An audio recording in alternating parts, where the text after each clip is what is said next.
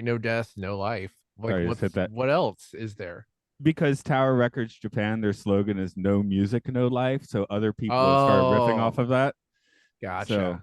yeah, so this one has gotten no death, no life. No, you'll see things like that don't make sense, like no snowboarding, no life. It's like, well, I guess if you're serious about I, snowboarding, I don't think anything could possibly make less sense than no death, no life.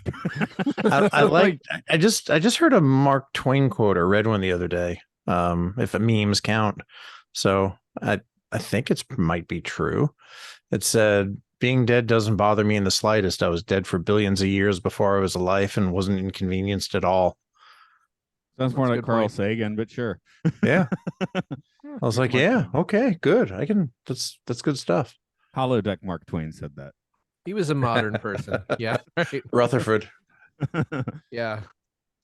Rutherford. Yeah, they gotta Yeah. get that name rolling again a bit. Mhm. um. Oh yeah, you've already been here because you played the role of Mark, so you know how we're Yep. doing this. I guess. Yeah. Okay. This is your Yeah. summary, right? I Yes, this is it my looked summary. like that from the order, so I was just Yes, it is. assumed. It Okay, is. good. Maybe I should have said Good. that directly, but I didn't. Okay. No, it's all good. I got a lot of big old chunk of And trivia. I emailed my notes to you, so if you want them, they're there. They wouldn't try to put them in Discord. It just kept telling me unable to upload file. I So I was tried that reading a few. twice. I read that. I looked at them in that I was reading to Mark like random lines from your notes. So Okay, cool. that works, A I lot, a guess. lot of the a lot of the same random lines from your notes. Okay, good. We're in sync then, like the band. Exactly. It is definitely a I'm band. sorry. Yeah, tell me why, Sorry. or is that the other band? That's the other band. Oh my, we're having a boy band apocalypse in Japan right now. What do you mean by that? Are they all dying? Tell me more. Like 80% of the boy bands in Japan was under the agency Johnny's and Associates, which was headed by Johnny Kitamura, who died in 2018. And a BBC report this year let out that Johnny had been diddling the boys for 50 years. So 80% of the Ooh. boy bands in Japan are now, from the past Oh. 50 years, are now like embroidered in a sex abuse scandal. So So there's shit that you just kind of know, right? Like I went to Catholic school, and I think anybody with any sense about them knew to fucking stay away from the priests, stay out of the vestibule, like don't go to their residence when they're like, "Oh, hey there, I just want to do a little one-on-one work with you there, Chris." Like, no, like we're recording now, so that's great. You feel free to use this. So like then when the scandal breaks, it's kind of like when you know shit, when somebody like who's the I write the songs singer? Barry Manilow. Mandy. Yeah, it's like when Barry Manilow came out like 10 years ago. It's like, oh yeah, huh, he was gay the whole time. Yeah, not a big surprise. There's nothing wrong with that. Wasn't a big surprise. Oh, Okay. there was something wrong with the Johnny Having there scandal. being a Oh, sex scandal of okay. men and powerful men managing little boys is kind of like, yeah, that tracks. Well, the thing in Japan is, I think people sort of, knew. Yeah. But since the BBC did the report, it's now an international news, so they had to like do something about it. Yeah, so they have to fess up about it. Yeah. So Johnny and Associates has changed their name to Smile Up, which doesn't really seem like an improvement.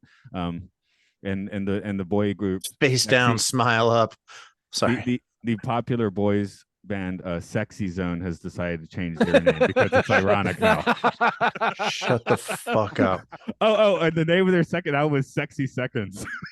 Oh my Man, god. but I still haven't heard a band. This isn't exactly in the same lane, but I still haven't heard a better band name than the K-pop group that's called High Five of Teenagers, and it spells out hot, Okay. HOT, High Five of Teenagers. Well, what do we Mm-hmm. have in Japan? We've got King and Prince, but there's no Prince. I checked. Okay, Prince is not there. that's not Um, bad. Smap. That was always a fun name.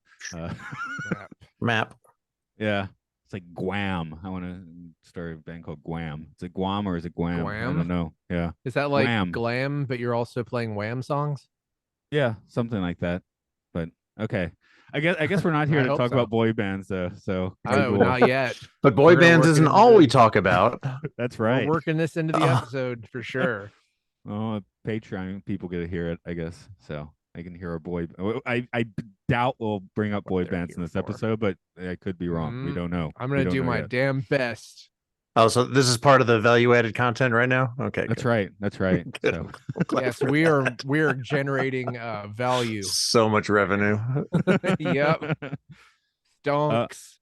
So Mark, why don't we give you 5 seconds lead in and we'll do this thing.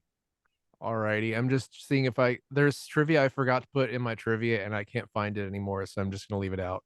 Oh, Mike, There's- when you came on, Mark was asking me what was the actor? Not Mark Hamill, obviously. Chris Hamill. What was the guy's name on IMDb? John Hamill. John Hamill. And you go to his IMDb and it's like Rocky Horror on steroids, if that makes sense. Like, I mean, like Rocky, like the guy, the muscle man The guy that played Mark Dominic. Dominatrix. Yeah, that yeah. was what I thought at first. I was like, is this Mark Dominatrix? What the fuck's going on? I saw that because I went because I was looking up Eva because I was like, wow, Eva's pretty, and then I was like, oh my god, Jane's pretty too. Then I'm like, oh my god, all these chicks in the solarium are pretty too. It is so horny. Yeah. So Horny I was episode. I was like, wow, this is like I would be in that sunroom all day. Yeah, my note was Dominic got Dominixed. Yeah, but when I went down the cast list, I saw that dude, and I was like, "That was Mark." Ooh, I got some stuff. I got some stuff on that guy. He's okay. He's Good, an good. interesting character. Okay, all right. Let me 5 give you those seconds. 5 seconds. All right.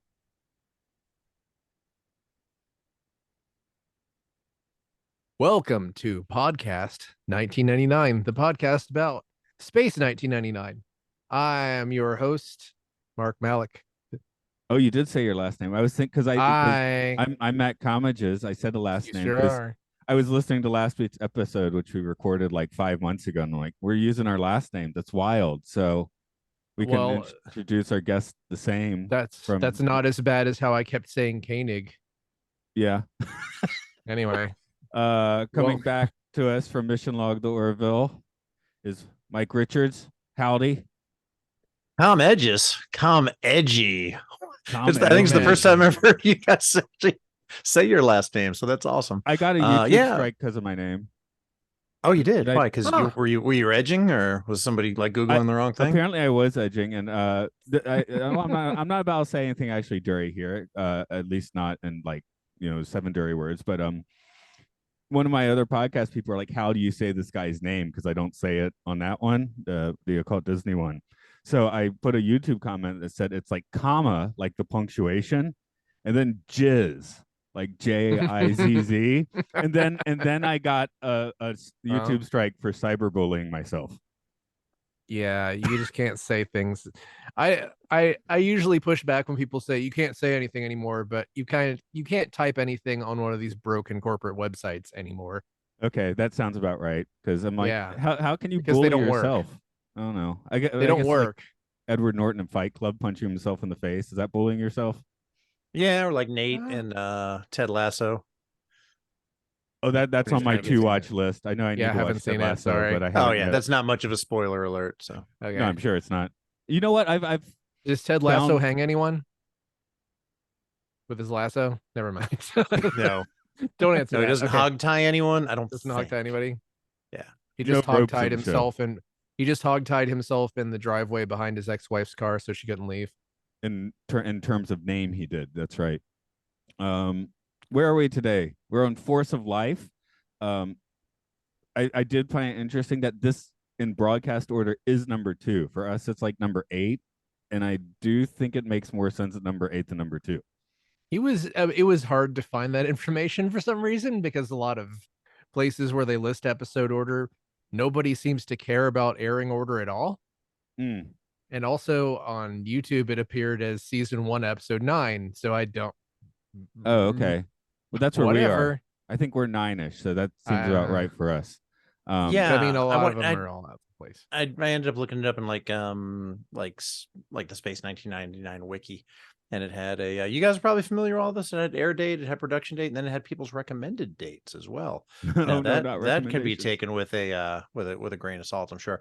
But yeah, I think none of this is really 100% verifiable as to what order which was in. I was thinking that since this was kind of, for lack of a better term, a bottle episode, they didn't leave the moon base. They didn't. That maybe since other sets weren't ready and things like that, that they just thought, okay, we'll film this one out of production because we have all the stuff, but we'll direct the people as if you've been here for a couple of months and things are kind of boring, so they can just sort of be chilling in the solarium and things like that. The main thing is, I mean, as you might expect, they felt like they'd spent too much money on Guardian of Piri last week, so they're like, yeah, let's just do this.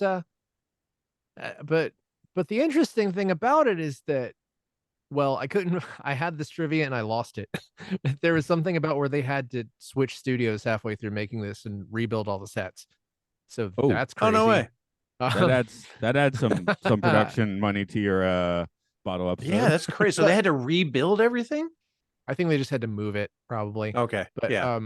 like I That's said, why there's no season unfortunately 4 of lost it. Batman, because they had struck the sets already. Because I think it was like a different network. It was like, we'll take Batman, but then it was like, oh, they already destroyed the set, so you only get the 120 episodes there already are. But the thing is that the way David Tomlin directs this is a lot of like big. You see a lot of like big giant like sets that you don't normally see. I feel like that you get a lot tighter shots usually with this show. So this episode feels like a different and more expensive show than what we've been watching in general, even though nobody leaves the base. Yeah. Well, it definitely had a feature kind of feel to it, with at least the different rooms, a lot of different camera angles. Yeah. I see what you're saying. All the big nuclear production rooms and stuff look just crazy. Well, you've got 3 toes in trivia. You want to rock out with that? Let's get all of them into trivia. This episode is the second directed by, as I said earlier, David Tomlin, who previously directed Another Time, Another Place, and Here's Another Episode in Your Face. He will be back for 2 more in season 1, after which he directed Return of the Ewok. Johnny Byrne co-wrote this episode with the Andersons. He also co-wrote Another Time, Another Place, as well as Matter of Life and Death. He'll be back for 5 more season 1 episodes and 3 in season 2. Originally titled Force of Evil, it's one of only 3 episodes in the entire series where nobody leaves the base. Our main guest star this week is Ian McShane as Anton Zoref. That's a great sci-fi name. He was born in 1942 in Blackburn, Lancashire, England. I'm sure I said that right. Lancashire. It's like the Day in Life, Beatles. It's probably Lancashire, right? Something like that. Lancashire. Lancashire. And the Beatles got me good doing. I'm sorry. I'm trusting John Lennon. I'm sorry. I've only heard that song like 3 times, probably. Although his acting career dates back to 1962, and early on you could see him in such works as The Pleasure Girls, Pussycat, Pussycat, I Love You, and If It's Tuesday, This Must Be Belgium. Of all the Space 1999 players we've talked about, and possibly all of them we ever will talk about, McShane is the only one who is a bigger star now than he's ever been. In recent years, you catch him in Deadwood, Kung Fu Panda, the John Wick series, American Gods, and is one of the good actors in the bad Hellboy. As of 2023, the McShane train shows no signs of slowing down. Guest starring opposite McShane is Gay Hamilton as Ava Zoraf. I had no idea they were married until I made this trivia. She was born in 1943 in Uddingston, Lanarkshire, Scotland. I'm sure I said that right too. She mostly has British acting credits, appearing in The Maladjusted Busker, Please, Sir, and Complete and Utter History of Britain. Like McShane, she is still with us and was still appearing on TV as recently as 2017. Appearing as the ill-fated Mark Dominix, not Dominatrix, is John Hamill, no relation. He was born in 1947 in London, and you can immediately see from the front photo in his IMDb that he is okay for being known for being extremely muscular and almost nude.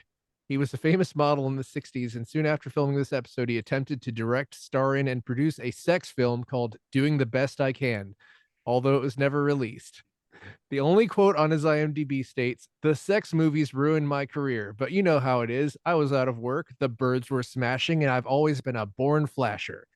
Before he retired from acting, Wait, a he born appeared flasher? a born flasher, Does that mean something else in British English? probably. Okay. Before he retired from acting, he appeared in 2 Doctor Who episodes in 1978. Leah Brody guessed as Hilary Preston, uncredited. Born in 1951, she had a brief career in the 70s, appearing in The Life Taker, Warlords of the Deep, and Correction Please, or How We Got Into Pictures. Our final guest victim this week is Tony Allen, also uncredited and unnamed, playing security guard. He too had a brief career in the 70s, appearing in Boney, The Stud, and Matlock Police. No relation. That's trivia. Okay, so that's not the Afrobeat drummer. I just Tony named Allen. everyone who died. So, Yeah. you know. A list of death. That's right. And Eva. So now we have a crew of what, 305, I guess, something like that. I mean, a lot of buildings exploded, so I'm assuming more people died. We lost 200. Jane, sadly, who appeared in a bunch of Bond films. She was I'm guessing nurse, because I think there's only 2 doctors on the ship with the white sleeve. Jane died we too? lost. Damn it. And we lost 2. We ended up with 2 cross country skiers. Right. We got Mark, and then the purple sleeve that we'll probably get to later. So that's 3. And then there's the guy that I think might have died on the table, because the message from sick bay up to main mission was people are dying, and Dr. what's his name was banging on his chest. 5 minutes could be a pretty big, expensive time. Cutting the power didn't really seem to do a whole lot except kill that guy. Blood is on your hands. I'll do the complete plot, I suppose. An alien blob of blue energy makes its way to Moonbase Alpha and takes up residence in nuclear technician Anton Zorev. Alien Zorev begins siphoning energy from the moonbase while death freezing those who get in his way. He manages to keep his girlfriend out of the way, but still comes close to murdering the majority of Moonbase Alpha's hotties. Though sequestered in sickbay, Alien Zorev makes his way out and targets the big nuclear kahuna on the new moonbase. Commander Koenig takes the risk of shutting down all power, which puts the ailing Alphans in peril, but allows Koenig's team to reduce Alien Zorev to a smoking cinder of s'mores. Even with this defeat, the alien forces siphons enough nuclear power to sate itself and drifts on back into space, leaving a moon base that definitely no longer has a crew of 311 souls. One time I said the commander's name right, and one time I said it wrong. Since you started saying it wrong, now I can't remember which one's right. It's Koenig. Yeah, also, hey, you know what's great? Not having 311 be associated with your base. What? Yeah, that's good. They got some badass base, man. Anyway, I don't agree with that. I don't know about you guys. I mean, it's not a slight on the band, right? It's a slight on the meaning of 311. I mean, the meaning of 311, it's like the meaning of Christmas, except for the meaning of it is that your ears died for their sins. Anyway. Also, I guess that's Easter, not Christmas. Anyway, I don't know about you guys. This is definitely my favorite episode of this show so far. Okay, I was actually coming from the opposite one where maybe it's like not my favorite. I mean, it's possibly dumber than episodes that I've called out for being dumb, but I still loved it. Yeah, for me it was like Alien, but instead of a xenomorph, we get like a middle-aged man. You get a middle-aged morph. I guess it is pretty ironic that I've pointed out that I really don't like the Strange New Worlds Gorn episodes because they're all just Alien over and over. But I liked this because this isn't as much like Alien as it is like just a weird Cronenberg movie or David Lynch or something. It's Life Force, the one with the one with it's like Patrick Stewart, that's where the perfect lady walks analogy. around naked for half the movie. Exactly, it's like the masterpiece Life Force. Okay. Yeah, it's definitely that. It's a little bit, could have been a little bit more jump scary. I think I was wondering, how close to I think this episode's dropping right after Halloween. But I think a few more jump scares might have been good. But having the dark corridors, the dark halls, kind of felt like a good haunted house episode. And I think that So speaking of Ian McShane, I mean, you called him a middle-aged guy. This is 47, 48 years ago the show was on. How old was he then and how old is he now? He was about 35 when he did this. I was pushing a little bit, calling him a middle-aged schlub. Well, because but, he looked there was something about being like in Uh. your 40s, like in the 60s and 70s, that you just looked old, man. Like I think those people just had a hard time of it growing up. It just aged them. Now, what might have made this my favorite episode was a little bit of recasting. He was great. I'm not trying to take Ian McShane over Coles, but I was thinking, how much would I love this if that were Terry Jones or Dudley Moore?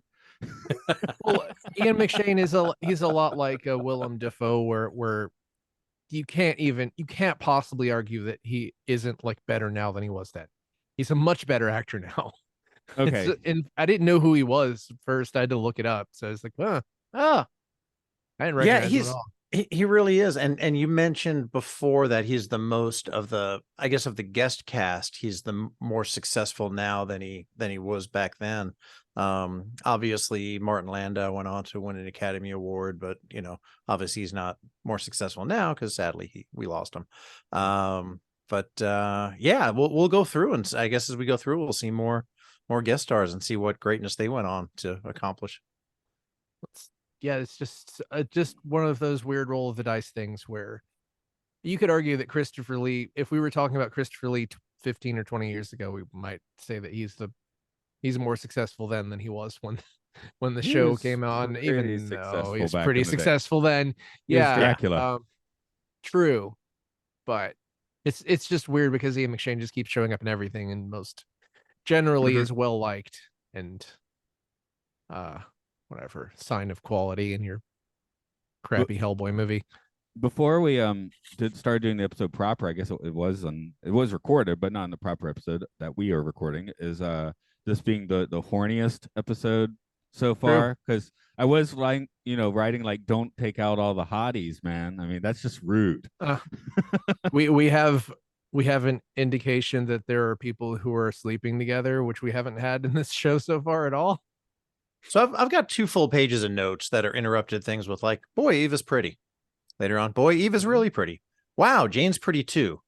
Holy cow, a sun tanning lounge. I would be in there all the time.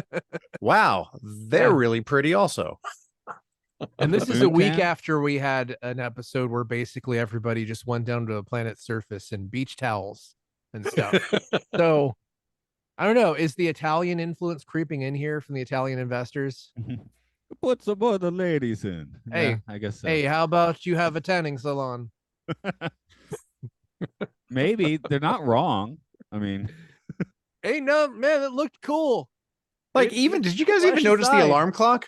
I mean, even the alarm clock was bangable. Like my podcast partner, Jessica Lynn Verdi, has a Twitch channel where she ranks the most bangable things. Sometimes it's like cartoon character or monster. Sometimes it could be the other night they did like a food mascot. I'm thinking Pokemon. I don't know, man. I'm thinking alarm clocks may need to be a new category on that show after watching this. I mean, a lot of those the ones that gradually get lighter to simulate sunrise, a lot of those are just like big circles.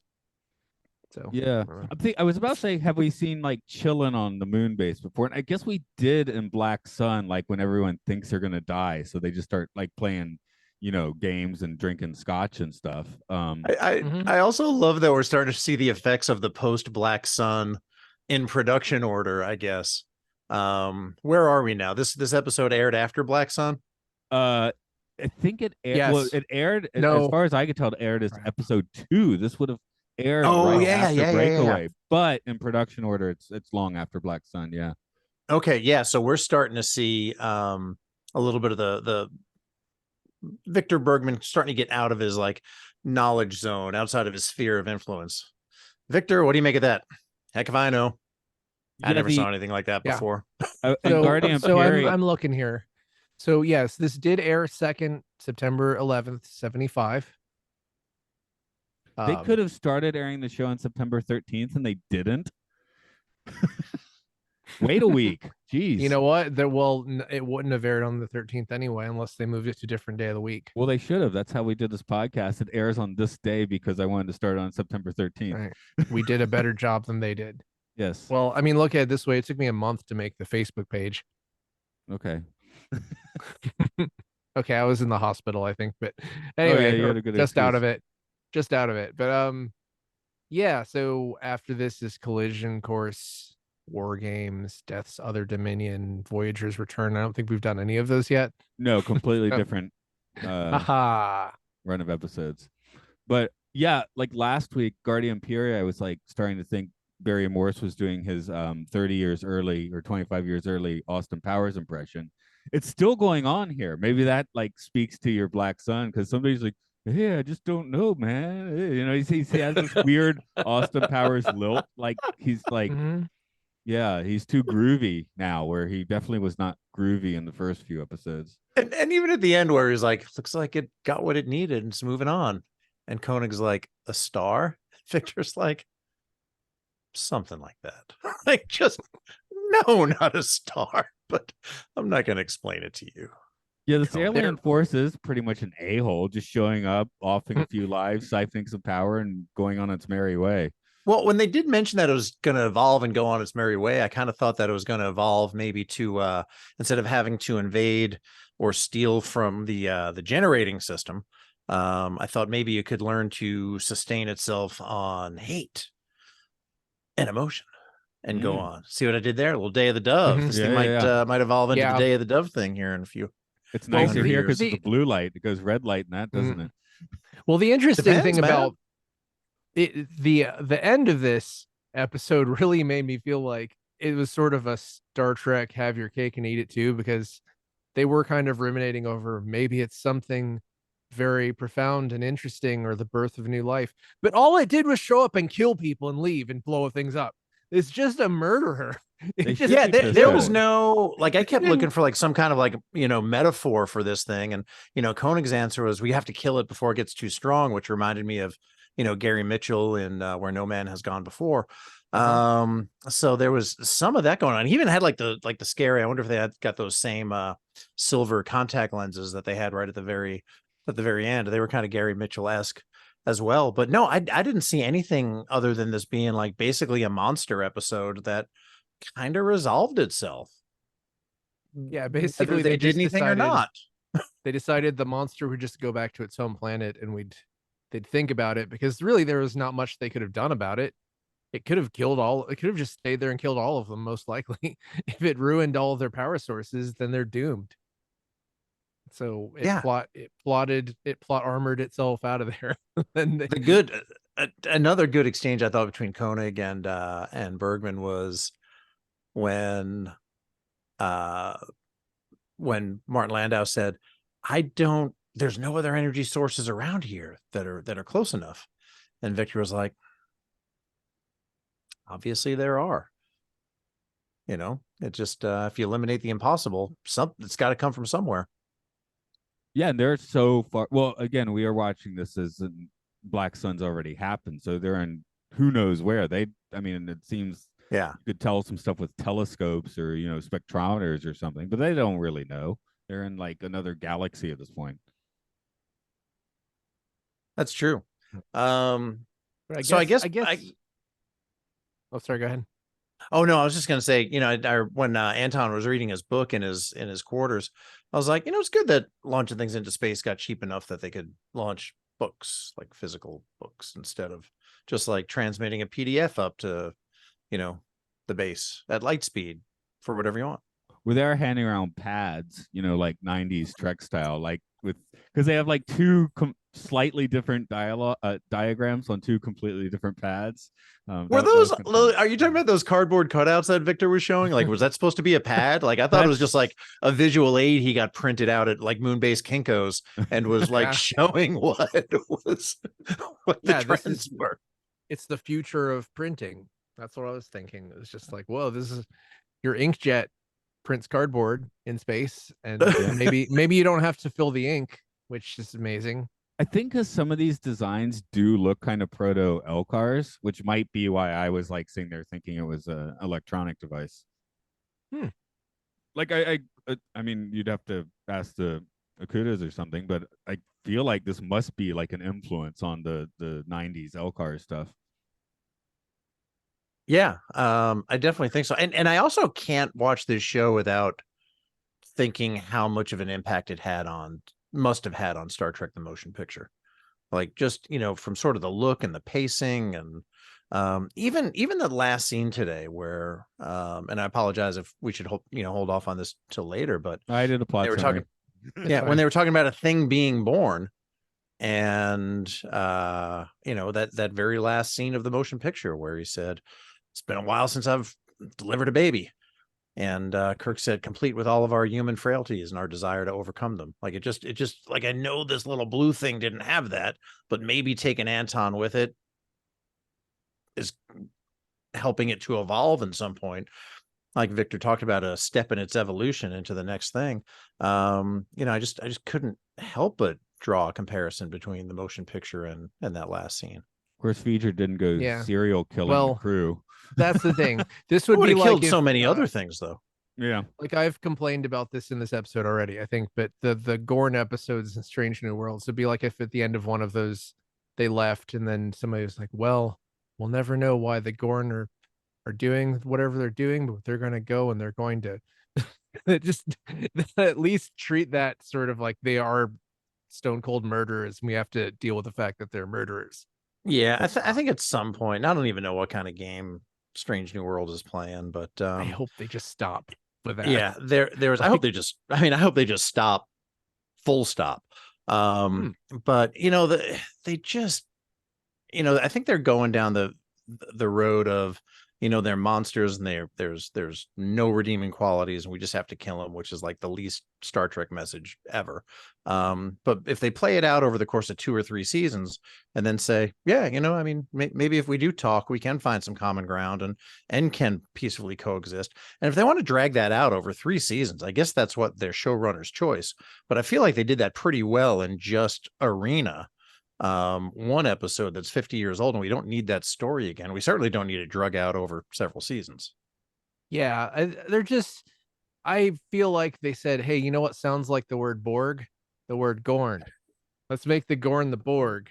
But then the thing about the Borg is that they were used in 3-4 episodes of TNG, and then I'm right now really watching through Voyager for the first time, and they're really doing interesting things with the Borg that I never thought that they'd be doing.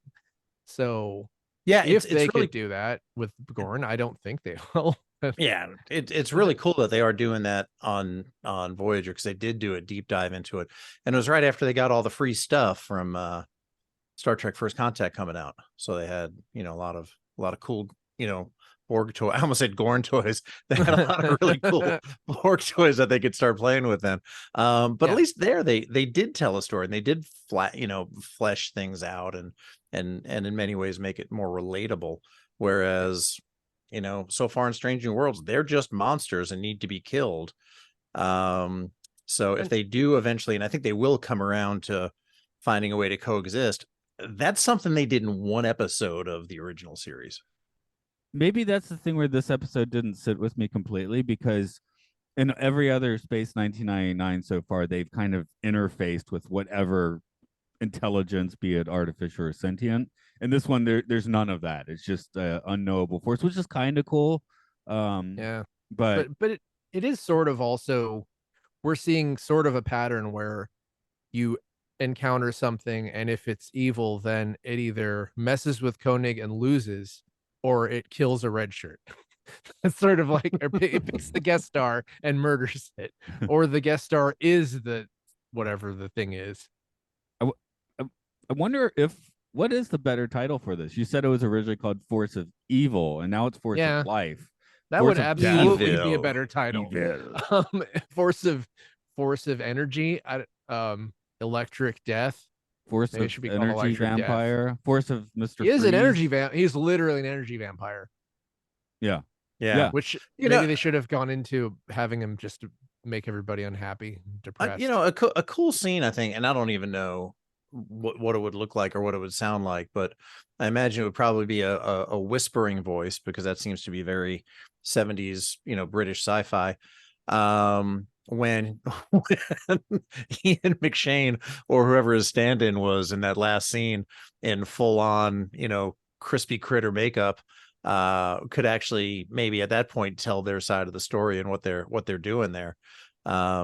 Don't know if that would have added anything, but this thing was just a straight up come, as the meme says, walk in, F everything up and go home.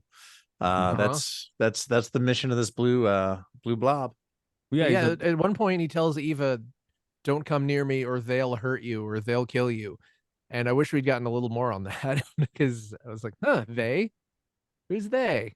And it could be like that bottle city of Krypton or something, it could be a whole civilization in our blue light for all we know. That would be cool if it just zoomed in and it was like the city from 2 episodes ago. Yeah. Cool, that cool map painting. How interesting would it be if like that ball of light included like thousands of beings? So now Moonbase Alpha is just like this little outpost of 300 plus people. Now 300, but what if it's just the Smurfs? Yeah, the Smurfs are cute. You Smurfs. Give the Smurfs your life and your energy. Should I just take this episode and dub in whenever he starts killing someone and just goes la la la la la la la? Oh yeah, of course you should do that. La. Yeah, happy little blue light. That's right. Yeah, I was mildly amused by crispy Ian at the end. Crispy that was cool. I thought it was really cool. He has white eyes. That was crazy. I love the way Nick Tate didn't even show up, and this is directly to you. I'm not trying to hijack the conversation. So Nick Tate, as far as I can tell, didn't even show up until 36 minutes in. First thing he does is, he fires on. No, he runs in and he saves Eva. Right, she was getting ready to go in for the hug, for Ian McShane, and he comes in, he saves her there. Boom! So it's Alan Carter for the win right there, and then he's the guy who pulls out his energy weapon. I don't know if those things have names. Phasers, pulse pistols, I don't know, disruptors. But he shoots the energy vampire with energy. So we know how that goes, but he's trying to save the day there. So very, very kind of Alan Carter centric, action centric there at the end. A lot of tumbling, man. He did a lot of tumbling in that race back to main mission at the end.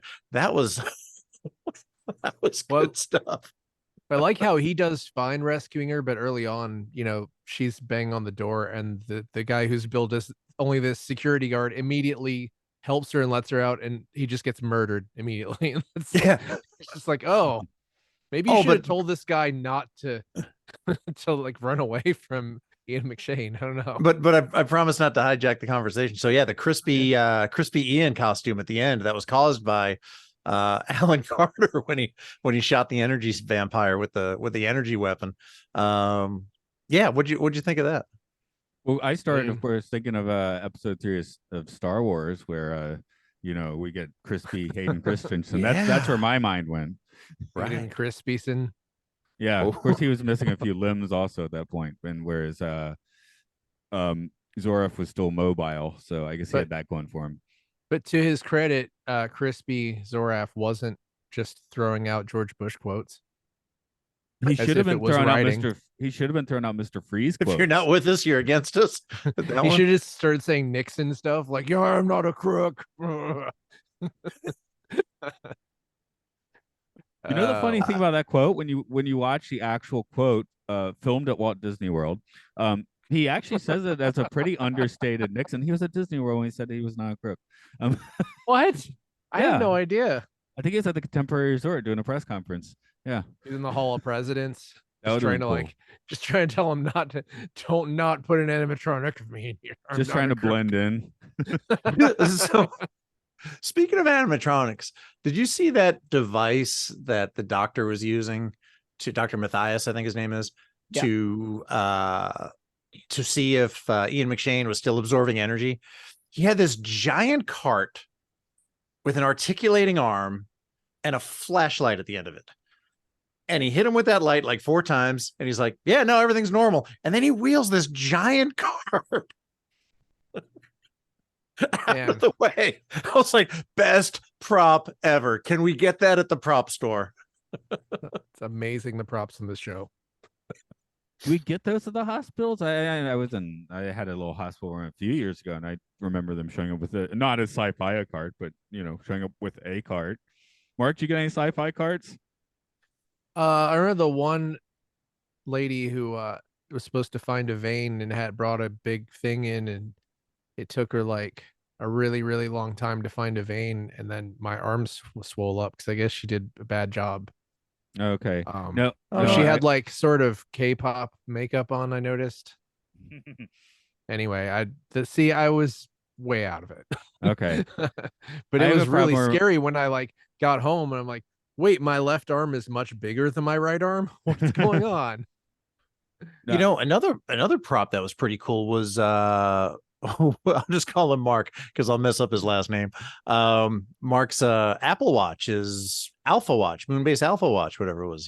That was pretty cool. Alpha Watch, that Um, writes itself. Yeah. Mhm. So I was like, is that where they got this idea from? People are like, oh yeah, I got the idea for cell phones from watching Star Trek. Maybe Stephen Jobs got the idea for the Apple Watch from Moonbase Alpha. I don't think he You came up with know, that idea, but Dick Tracy there's had it, right? Yeah. there's a lot of modern inventions are sort of a solution waiting for a problem, and we've always had a problem that we don't have a thing in our hand that does everything. Like that was sort of the most obvious.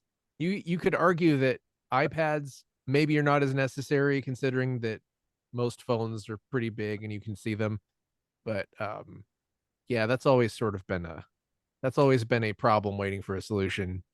So it's kind of obvious. I think the main one that we're having trouble with is talking to a computer because that's not good ever, and we No. don't know if it Right. ever will be. Unless you can Uh, talk the computer down. but the thing is, like many people who are over the age of okay, like many people around our age, I had to learn how to type. So I can type faster than I can talk, really. And a lot of people who are younger than us just learn how to type because they were chronically on the internet. So maybe just put keyboards on things, Apple. I guess some younger Just put people would keyboard have on it. some Put a touch big screen keyboard. typing. Somebody's But got to be good at but touch you screen know what's typing. better than that is a big keyboard that I could type with. True. At Anyway. least you get the nice. Now we're just sounding like Yeah, we're I retarded, think but fine. everybody finds the sweet spot in their technology. I mean, for me, I go out, I do my job for a few days. I'm on my phone and I'm on an iPad a lot. Like that's where like the tools of my job are right now is on the iPad. So when I get home and I've got a couple of screens, an ergonomic keyboard, a mouse, I've got all this stuff like that is like my favorite work environment, I think, to be productive instead of like tapping with the tip of my finger and trying to just play like I'm a giant with this tiny little thing I'm supposed to use. Probably laptop after that, and then sort of the screens, a distant third after that. But I think depending on sort of when you sort of gained proficiency, what technology du jour was key at that time is probably where you kind of at least like to be.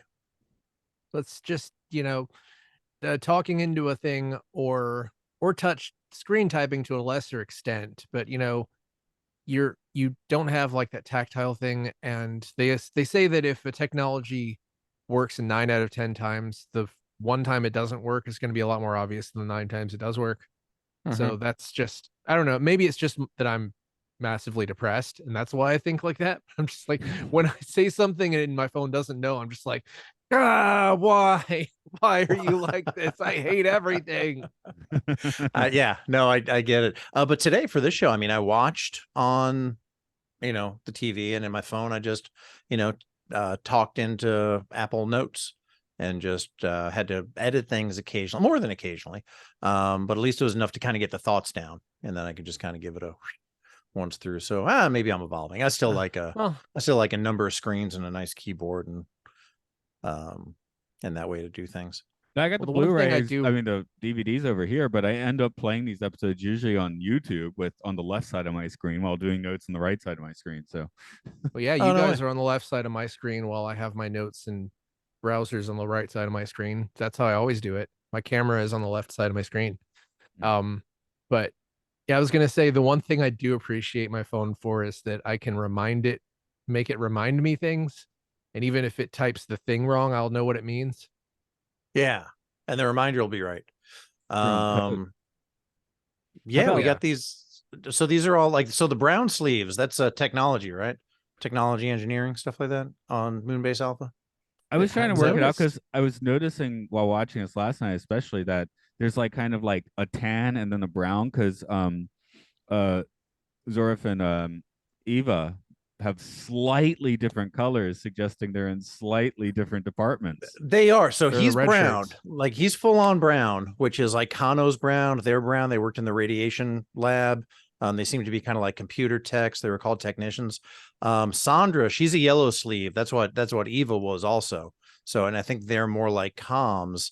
And then what's very slightly almost indiscernible is the pilots, which is like a slightly more orange. So Alan Carter has a little bit darker than those. And then purple is security. I think that's obvious. And then white's medical. And then Victor Bergman doesn't have anything like Simmons. So they're just advisors, I guess. I mean, I know what Simmons is, but you know, I don't think they have. But I can't say that on this podcast. I actually could say on this podcast, but maybe he's a ghost. Well, he certainly is at this point. Or a skeleton. He's died a few times, hasn't he? Yeah. In this show. Another good Victor Koenig exchange was Mark's killed. What's his name? Zoref just comes out of sick bay. They don't know what killed Mark. Koenig is like, it's got to be connected somehow. And Victor's like, well, Mark's dead. We're going to put Zoref back in charge of the area. And Conan's like, no, wait, oh, don't, no, Hit the brakes a bit. Hit the brakes first.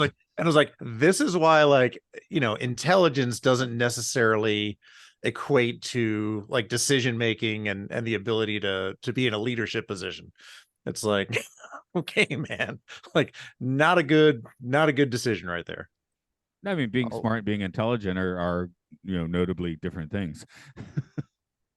Well, yeah, you totally. do the best you can, right? That's what being the captain or commander or whatever rank.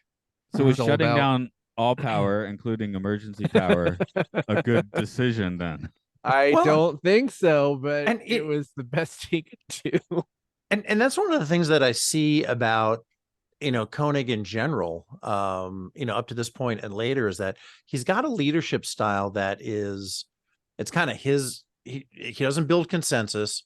He doesn't really seem to try to get to the best answer by using his people around him. But he's in charge, right? So do things his way. And it often ends up working out okay. You know, occasionally, you know, dead guy in sick bay that wouldn't be dead otherwise. But it's not a very collaborative, you know, get everybody's input, which if there's time to do is great. If there's not time to do, it's understandable that if you're in charge, you just kind of spout orders out and say the right way to do it. But I think in general, his leadership style would benefit from a little bit more input from his people. You guys? Well, I feel like this is one of the cases, and it's in a lot of sci-fi, where the writing really reveals itself as very righty. I don't know how to say that. A lot of times it feels like Koenig is getting exposition directly. He's not spouting exposition, but he's spouting a little bit too much common sense for a mortal who's not omniscient. And we've had instances like Guardian of Piri last week, where he was the only one who wasn't affected by the planet for no discernible reason. He just smartest guy in the room automatically. And also he, on top of that, he was smart enough to just rail against the thing, really like, I don't want to be perfect, I don't want to have fun, which was the right call because the thing was going to kill everyone. He was sort of had maybe a little bit too, he's maybe too smart. But yeah, it was a little this side of paradisey. Yeah, in that aspect.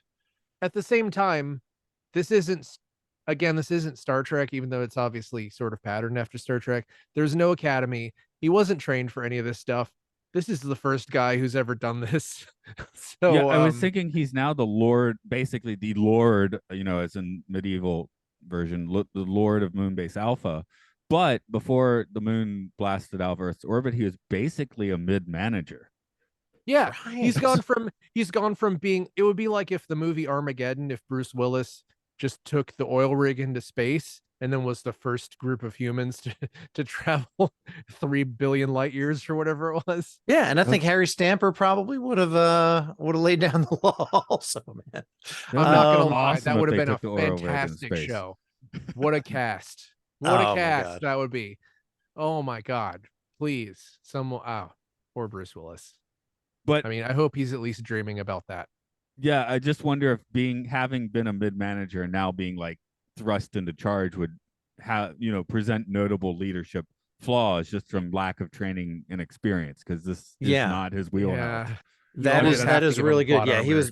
he was sort of brought up as an administrator and sort of, I think, with an engineering background, if I remember right. But what I did like in this, when we were talking about exposition a little bit ago, Koenig asked Paul what would happen if we took the generators offline. And he said, this amount of time, this would happen. This amount of time, that would happen. After X amount of time, we're basically hosed and we won't be able to get anything back. And he said, okay. And then later on, he said, take the generators offline. And then all Paul did at that point was he kind of sighed and gave a look like, I don't know if okay. And he did it, right? Modern sci-fi would have had somebody say, but Captain, if we do that, these things will happen. And then he would have said, do it anyway. So I really was impressed by the subtlety of that acting by Paul or the actor that plays Paul, when that happened, because they already laid it out for us. They didn't need to do it again. And I feel like modern writers do it again. There is a lot of that on Voyager as well. There's, at least where I am right now, Janeway keeps being like, I'm going to fly the ship into a black hole. And somebody's like, no, that's suicide. And she's like, do it. And then it's fine. I guess the subtle difference is having time to think about the decision, like, because it needs to be a snap decision. That's, I guess, a modern viewer sees like our heroes should be able to make a split-second decision, whereas Koenig was actually given, he had probably at least 30 minutes to stew on this, right? Yeah. I thought it was very interesting. A sci-fi would not normally have as much of a lingering camera on the ramifications, aka the guy dying in sickbay. Like, I feel like that's an uncommon thing to like. They wouldn't have shown that on Star Trek, the original Star Trek, probably. So like, yeah, hey, I mean, it was cool to show those, the consequences of that decision. Mm-hmm. That's the tension of this. This show does tension really well, even if it's sometimes kind of dumb. It's like sometimes it's like professional tension or something. Like it's it's workplace tension. Yeah, workplace tension. Yeah, you can't. What am I gonna keep the power on and give it to this energy vampire, or is your guy gonna die? It's one guy. The crispy guy might blow up all of us. I guess he did. Offices have to deal with that like once a week. Crispy Zoref. Sounds like we touched on it before. I thought when Zoref was restrained in sickbay, and I think I see this scene a lot, or at least I have seen it a lot in Space 1999. And there's somebody working nearby, kind of so wrapped up in what they're doing that they don't notice the bad guy getting away. And she's Dr. Russell in this case. She's just holding up these colored tiles and putting them down. I said she was looking at Post-it notes. Well, and then the orange one, and then another orange one. and the funny thing is that when you see that scene, she's not going to die. And then the second you see an unnamed character, the security guard, like, whoop, dead. Yeah, the purple shirt, I imagine, was outside not to keep people from coming in and killing Zoref, right? It was probably posted out there because Zoref was the threat. So that guy had one job, man. And I don't know, I'd love to see if off screen his boss was like, no, wait out here. And he was like, but boss, if I'm inside, I'll be able to keep an eye on the threat. Nope, you're waiting out here. Don't question my orders. Well, the only wild card is we didn't know whether Eva was going to die or not. Yeah, but I guess she's like your Jamie Lee Curtis in Halloween, right? So, I mean, I knew she wasn't coming back. Yeah. So Eva, do we never see Eva again? I doubt we do, but we can assume she was in Barry Lyndon somewhere on the. Yeah. Okay. And sadly, we'll never see Jane again. And I knew we were never going to see Ian McShane again because he's not a series regular. Too big a name to be known for that. So there was a little bit of writing on the walls going into this one. He wasn't that big back then. He was let me see. What did he do? What did he do after that? I love looking this stuff up. So one of the things I found out is that he was in a show called Lovejoy, where he played like an antique collector detective kind of thing, and he starred in it with the woman that played Eva, Gay Hamilton. Married. Is that her name? Yeah. Yeah, you said they were married for realsies, so I guess they were kind of like a. Is that correct? I didn't say that. Oh, no, okay. They're married on the show. I said they were both alive. Oh, okay. Oh, okay. They were married on the and they were married on the show. That was like 40 minutes ago. He went on to be in Roots soon after this. He was in Roots. He was in Roots. He was in Roots. So he was also in Codename Diamond Head. Also so good. Also The Pirate. The Fifth Musketeer. Ooh. Keep her to keep her. Magnum PI. There's a fun credit. The original or the newer one? I guess the original one. Too Scared to Scream. Grace Jones, Slave to the Rhythm. Oh, he just did a voice for that? A voiceover for that? Okay. Oh, gotta watch that after this. Mark, were you finished with your titles? Oh, I mean, I could go on forever, but we'd probably be better off talking about anything else. Okay, so let's talk about how much of this Dick is Francis, Bloodsport. Okay, I'm done. Yeah, that you probably needed to put that one out there. How much of this is existential dread? How much of it is sci-fi fun? I'll take percentages on that if you want. I'm going 50-50 on this, Skip. 50-50 for me. Did you call me Skip? I don't know. I just said talking like I was talking to an announcer. Okay, that's cool. Qualified. 50-50 on this one. I thought it was fun and dready fun. It was like a slasher movie. Yeah, definitely. See, that made me feel less dread somehow. The fact that it did feel like a slasher movie and you could like anticipate, except for Eva, you could pretty much anticipate who was going to die from the get-go. So to me, it was like 40 dread and like 60 not sci-fi fun though. That see, this one I feel like my question doesn't quite track because I'm like, it's not really sci-fi fun. It's haunted house fun, right? So that changes it a little bit, but it's a genre fun. We'll say that. If this was a movie, you would call it a sci-fi horror probably, because he did like kill people with his mind. And although it seems like them freezing was just a completely random thing, like they had some frost lying around. So it's like, yeah, just make them freeze. Didn't mean anything, had nothing to do with anything. Okay, I guess he took heat from them. Yeah. But that's not really, it's not, I think it'd be cool if they shattered when they fell. Ooh, it'd be cool. Yeah, it'd be cool if they all like got shocked and their hair was standing up, like just like. Or if Anton had made himself like a Mr. Freeze style suit, that would have been cool. It'd be cool if every time he killed someone, they got smaller and he got bigger, and then by the end of the episode, he was like 20 feet tall. Oh yeah, that'd be great. That would have been a massive budget though. So yeah. I know. I'm just trying to prove that I'm a better writer than. Well, no, because they're writing within budget. I know, man. That's why I'm a better writer, is because I write with no budget in mind at all. I'm not limited by your pathetic Earth money. And I couldn't tell if any of those scenes were. I was thinking that they should have reused some scenes from Breakaway, with the explosions and the one guy going out the window. Like that looked like they should have stronger windows on Moonbase Alpha myself. But they don't. But I don't think any of those scenes were from. I didn't recognize any of those scenes from Breakaway. I just kind of like going into that scene, I assumed there would be some reused footage, but I didn't recognize any. It was like an internal window, I don't think right? they did. Yeah. There was some overlap with the production of the episode after this, but I didn't look too far into it. Maybe we'll hear about next week. We'll see. Maybe we will. But yeah, it's kind of wild. This is one of the only episodes where you don't see an eagle blow up, and then just a bunch of the moon base blows up. See an eagle? So like I said, no eagle at all. 36 minutes into the episode, we see Alan Carter for the first time. And I'm like, yes. And then he's like, Alan, you're with me.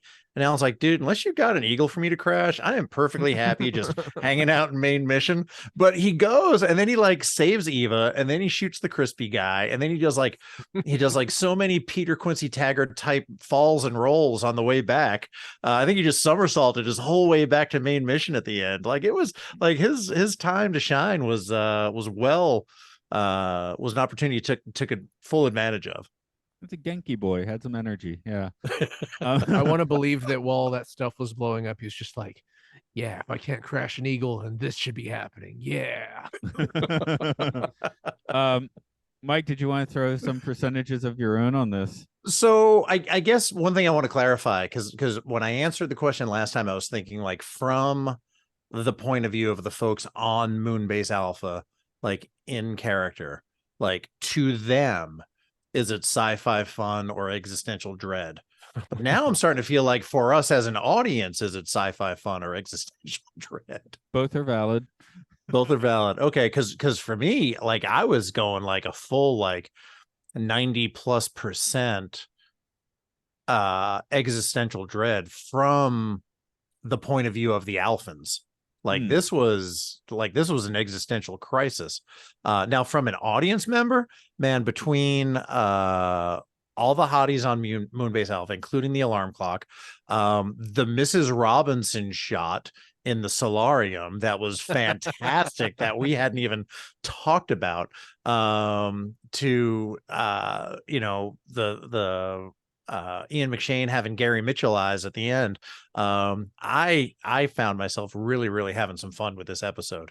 So, Mark, I was kind of taken aback by your 50-50 take at the beginning of this, because I was like, no, this was an existential crisis for these folks. But as an audience member, man, I'm probably, I'll go 66.6 repeating existential dread and 33.3% repeating sci-fi fun. Okay, that puts like half and half with a proper distribution. Then I'm absolutely thinking about it from an audience member who is just watching the bodies hit the floor, man. But not shattering. It's October. We're Not recording that this cold. in October. Yeah. You know, let them hit the floor. The bodies. Okay, yeah. Let the bodies hit the floor. Any other big observations y'all want to plop down on this one? I wanted to throw one.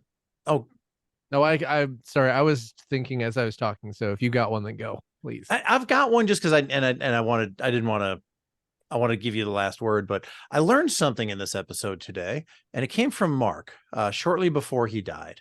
He accused Ian McShane, aka Anton, of having ergomania. That is the desire or the need or the addiction to working all the time. I didn't know that was a thing. Sometimes I wish I had a little bit more ergomania. I'd probably be a lot more productive. The fact that I something like that never even crossed my mind is probably indicative of my work ethic. So I just I thought maybe I'll try to fold a little bit more ergomania into my life. That's what I got out of this episode. Makes your life more ergonomic. Here's the thing. I suffer from ergomania. And this is what happens. You find one thing that you need to do, you focus laser hard on it, and you forget a bunch of other things you need to do. I sometimes deliver things for money. If there are a lot of deliveries, then I just do that until I cannot move. If I'm playing an RPG and I really need to level up my character, that's what I'm doing. Maybe I didn't sleep. I don't know. So is this good or bad for a nuclear technician? I don't think that it's good.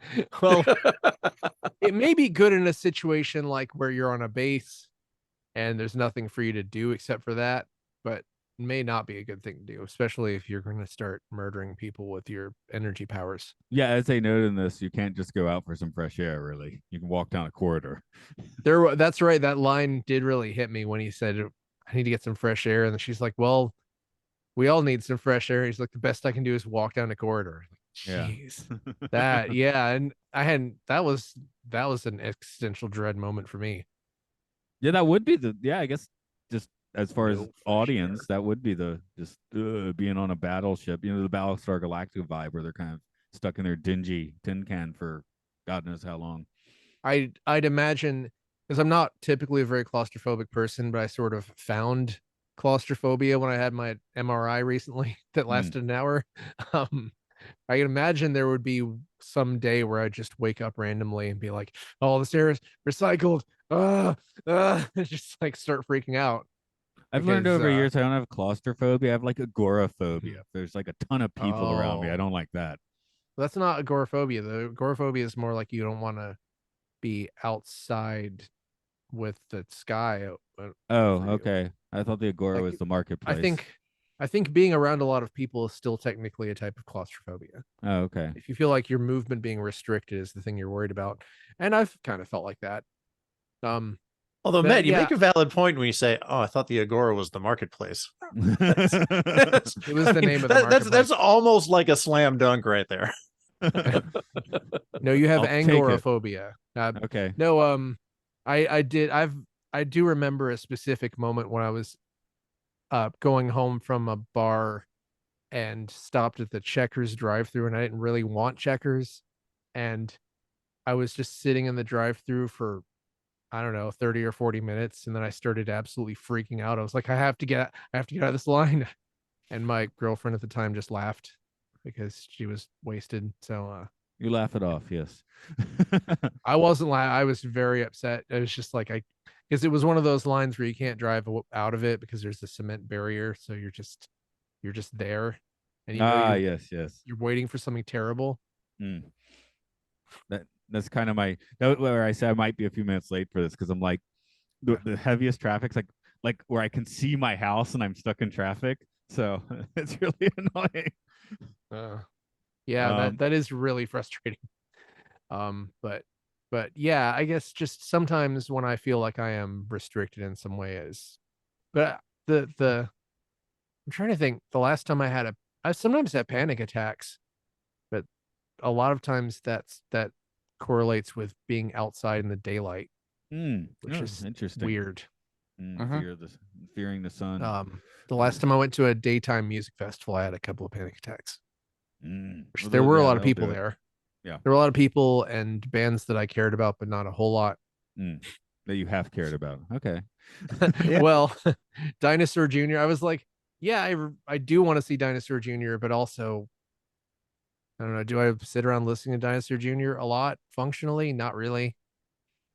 They have cool guitars. I mean, Lou Barlow was in the band again, so that's nice. There you go. Nice. They made friends again. Good for them. But anyway, if you were on the moon base, you'd love an outdoor music festival. It'd be a nice change of pace. I guess that's the main point. What if it's an outdoor music festival where you just die because you're in space? Well, then don't go. I'm not talking about the moon base one. I'm talking about the one you went to. Jay Mascis is just trying to breathe and can't. Okay. I don't know. Anyway, we might have petered out on I feel on like this episode. We've hit 3 or 4 brick walls. Speaking of claustrophobia, I didn't know how much of that was going to make it into the show or just the just the Patreon version. No, I just leave on the rambling. Well, that's probably going to be in. Well, for sure okay. stuff. I guess Mike, what you got? Yeah. Oh, as far as what other stuff or pluggity plug? You got plugs? Oh yeah, so Mission Log of the Orville still waiting on a release of season 4, which I think we'll get as soon as the actors strike is settled. We just had an interview with Jay Lee, who plays the Orville's John Lamar, and that interview was fantastic. We didn't, because of the kind of prohibition or the restriction that SAG actors have on promoting their work, we didn't talk about the Orville. We talked about Jay. We talked about his background as a musician and as a theater student and IU graduate and growing up in St. Louis and moving out to LA and working for Fuzzy Door and meeting Seth. But man, the man's work ethic, his ability to communicate his ideas and his passion was phenomenal. So that was our most recent release was a supplemental issue, supplemental episode, excuse me. And we're going to try to work through some of the cast members as we can. I really wanted to get Jay on there because he was combination of, he's a WGA member. So we could talk about the deal, the contract that was reached between the studios and the WGA and what's going on with the actor strike.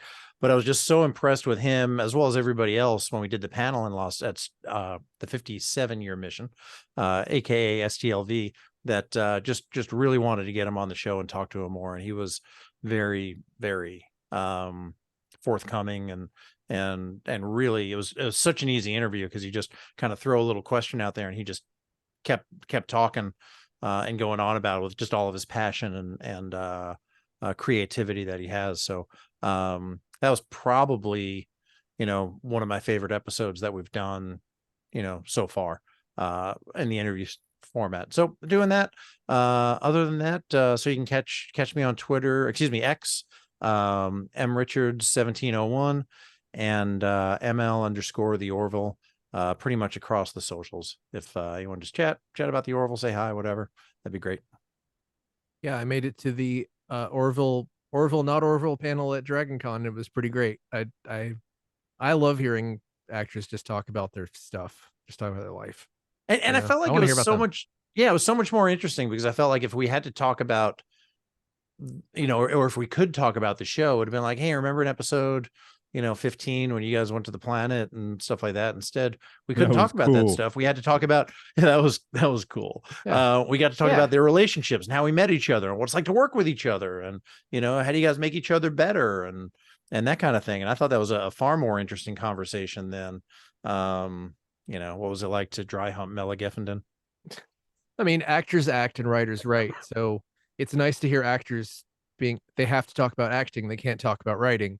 So, yeah, it was delightful. So and then there was this Strange New Worlds panel where Anson Mount gave a really long speech about why the studios are all screwed. And that was pretty inspiring.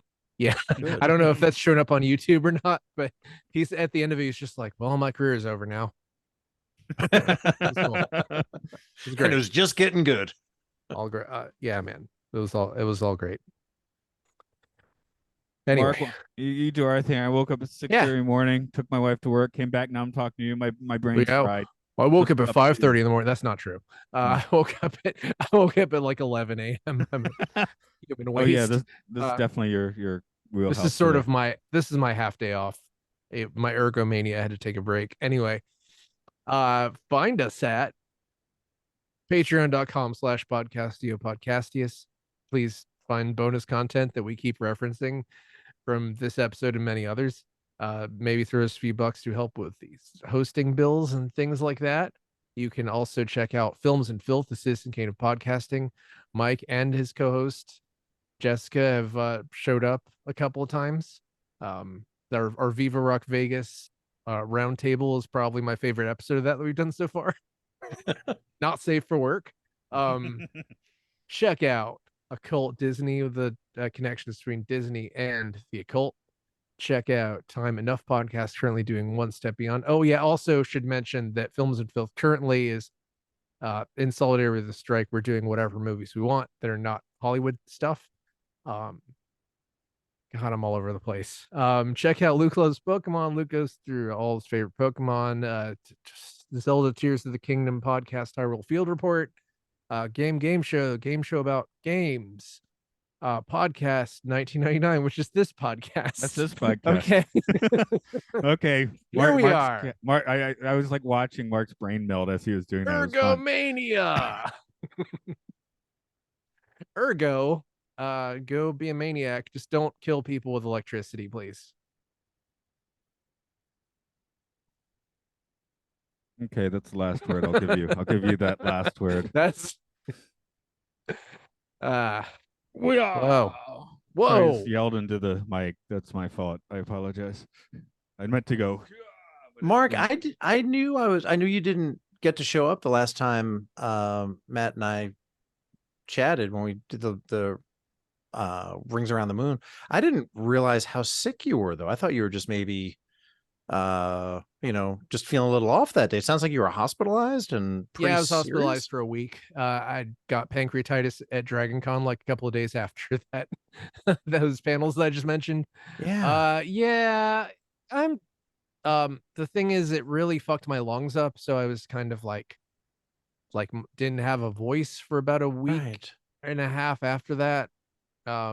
And it's been a weird slow recovery the recovery sped up a lot over the past week or week and a half. Good. So I'm pretty much doing okay, even though my sleep is kind of all over the place. I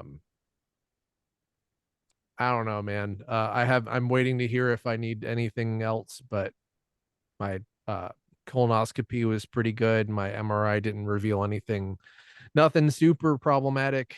So I think I'll be okay. It's just one of Good. those things where my shit just kind of swole up. Yeah. It I'm was, glad. I'm glad. Yeah, yeah, I got COVID at oh, STLV. damn, it sucks. But it was I think I actually got it from my wife. Like nobody in my circle had it. So she went to a Pink concert in Boston and then flew out to LA, out to Vegas. And then I started to feel crappy. Actually, she started to feel crappy on Monday. And then on Tuesday, I tested myself and had it. So I think I got it from her, but nobody else like in that circle of, people that I was like John and Norm and Heather, like I was hanging out with those guys pretty much the whole weekend. None of them got it. So That's good. yeah, it's part of vaccines is that the mRNA vaccines reduce your viral load. Like there's been a lot of times I've had COVID 3 times. Well, twice since getting vaccinated. I haven't, to my knowledge, have not given it to anybody. I didn't get great. it at all pre-vaccination. I've actually had it twice since then, but very, very, very mild. And that's good. Yeah. So, and I'm due for a booster. In fact, I was going to get I should have gotten a booster before I went there. I didn't, and then I couldn't get one right after that. But now it's been 2 months. I'm eligible to get one now. So, I think I'll. Yeah, I'm getting my second. What is this? My third, fourth booster tomorrow. I finally feel like I'm doing well enough that I could just go ahead and do it. So, because I'm not feeling lucky, man. I've gotten COVID the last 2 Decembers. Yeah, and you can get your flu shot at the same time too, so that'd be a good idea. Also, I'm gonna space them out just in case.